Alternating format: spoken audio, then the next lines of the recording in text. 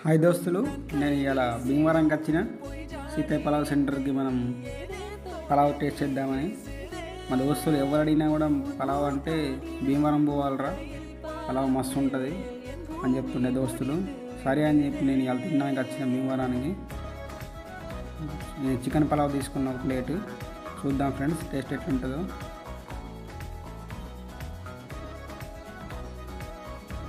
ఇదిగో ఫ్రెండ్స్, ఇది